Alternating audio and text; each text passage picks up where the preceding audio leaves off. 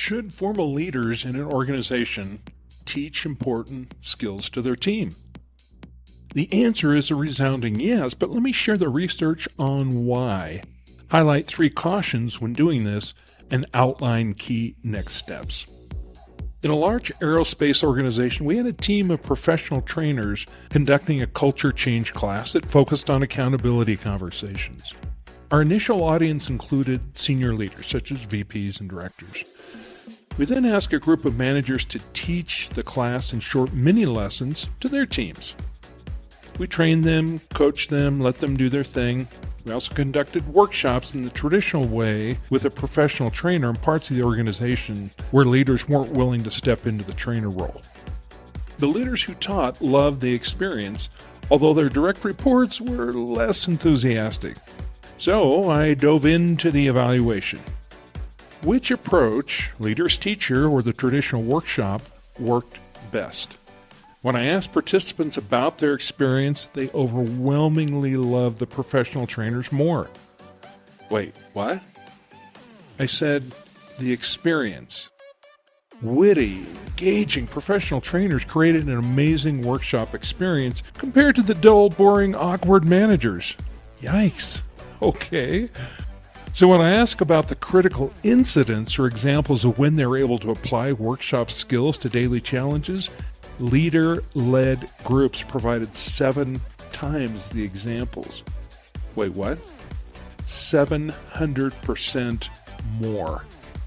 7 times means there was no comparison. Wait, why were the boring leader-led mini workshops so effective? Well, first, your boss is advocating the skills. Second, your boss is using real examples from your work environment. And your boss is following up with you in formal and informal meetings about how the skills are being applied. You get the picture. One leader who taught summed it up well. Teaching is leading. No wonder so many companies use a form of leader-led training on skills that matter, especially when it comes to culture change. So, why not do leader-led training? Where can it derail? Pay attention to 3 critical factors to avoid failures. One is to make sure the skills taught are strategically critical. Asking busy leaders to make teaching a priority is powerful, but don't abuse it. Use it only for the most important skills. 2, provide support in the form of course materials and break it down into mini lessons. Support also means that you provide coaching and assistance with the early courses so they feel comfortable with the course materials. And 3rd, this is controversial, make it optional to start. Some leaders aren't cut out for a teaching role, at least at first. In our case, the early successes encouraged the resistant leaders to step into the teaching role. Before you go crazy in the comments, consider why volunteers to start worked. We didn't want reluctant, resistant leaders to fake support and derail the leader's teacher intervention. We needed early successes to keep the momentum going. And it worked.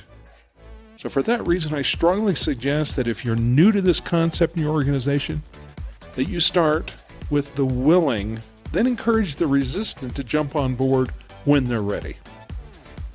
So that brings us to the next steps. How do we get something like this going? As I mentioned, do this only for critical skills, usually those aligned with a culture change focus. Move away from vague, value-based concepts and make it as behavioral as possible. For example, rather than pound your fist on the table shouting, "We hold people accountable," narrow it to a behavior such as when there's a missed expectation or gap, I speak up to understand the cause. See the difference?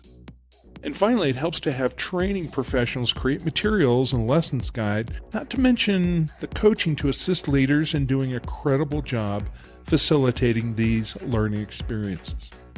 So, does leader's teacher work? Of course.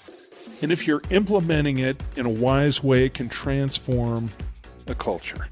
Thanks for joining us. Like and subscribe to the Change Capability Institute for more content like this.